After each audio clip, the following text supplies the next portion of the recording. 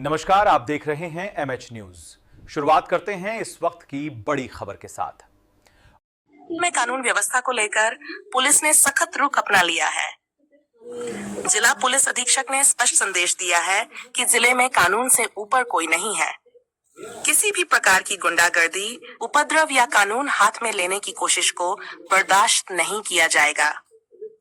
Press conference में police अधिकारियों ने कहा कि नागरिकों की सभी मांगों और समस्याओं का समाधान संविधान और कानून के दायरे में ही होना चाहिए। यदि किसी को अपनी बात रखनी है तो न्यायालय या वैधानिक प्रक्रिया का सहारा लें। सड़क जाम करना, जबरन बंद कराना या सार्वजनिक व्यवस्था बाधित करना कानून का उल्लंघन है और ऐसे मामलों में पुलिस नियमानुसार कार्रवाई करेगी। पुलिस ने यह भी स्पष्ट किया कि जेल से छूटे अपराधियों, आदतन बदमाशों और सार्वजनिक स्थानों पर महिलाओं एवं बच्चों को परेशान करने वाले असामाजिक तत्वों पर विशेष निगरानी रखी जा रही है। ऐसे मामलों में किसी भी प्रकार की लापरवाही नहीं बरती जाएगी। साथ ही पुलिस ने आम नागरिकों से सहयोग की अपील करते हुए कहा कि कानून व्यवस्था बनाए रखने में प्रशासन के साथ साथ समाज की भी महत्वपूर्ण भूमिका है। जिन क्षेत्रों से लगातार शिकायतें प्राप्त हो रही हैं, वहां पुलिस गश्त बढ़ाई जाएगी तथा सुरक्षा व्यवस्था को और मजबूत किया जाएगा। पुलिस प्रशासन ने स्पष्ट किया है कि जिले में शांति, सुरक्षा और सामान्य जनजीवन बनाए रखना सर्वोच्च प्राथमिकता है। कानून का उल्लंघन करने वालों के विरुद्ध नियमानुसार सख्त कार्रवाई की जाएगी, जबकि आम नागरिकों की सुरक्षा सुनिश्चित करने के लिए पुलिस पूरी तरह प्रतिबद्ध है। काल भंडारा शहरामध्ये जी झालेली घटना आहे, अत्याचाराची घटना आहे, ती अतिशय दुर्दैवी आहे।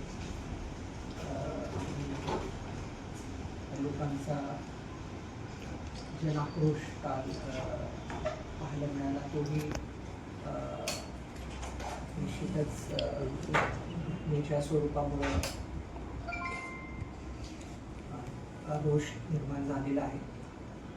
पण पोलिसांनी इमिजिएटली रिस्पॉन्ड करून चांगली कारवाई केलेली आहे। यामध्ये आपण एक स्पेशल इन्व्हेस्टिगेशन टीम नेमलेली आहे। भंडारा DYSP आणि कोंबडी DYSP ज्योतिताई इंगळे यांच्या नेतृत्वाखाली इन्स्पेक्टर राऊत आणि WPSI सायबरच्या आणि बाकी अशा 11 लोकांची टीम आपण या गुन्ह्याच्या तपासासाठी नेमलेली आहे।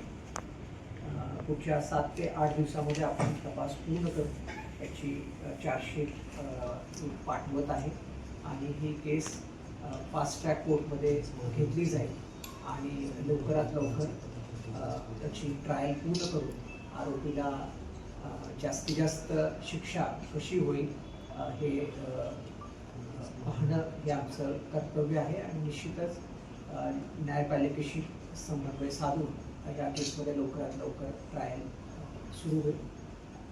जे गुन्ह्याचे सेक्शन्स लावलेले आहेत त्यामध्ये म्हणजे मृत्यूदंडाची शिक्षा असलेलेही आपण सेक्शन यामध्ये लावलेले आहेत। त्यामुळे निश्चितच आमचा प्रयत्न राहणार आहे की लाईफ इम्प्रिझनमेंट फॉर लाईफ किंवा डेथ पनिशमेंट जसं नसरापूर आहे किंवा बाकीच्या घटनांमध्ये झालेलं आहे, तर त्या केसचाही अभ्यास करून आम्ही यामध्ये स्पेशल PPची नेमणूक केली जाईल।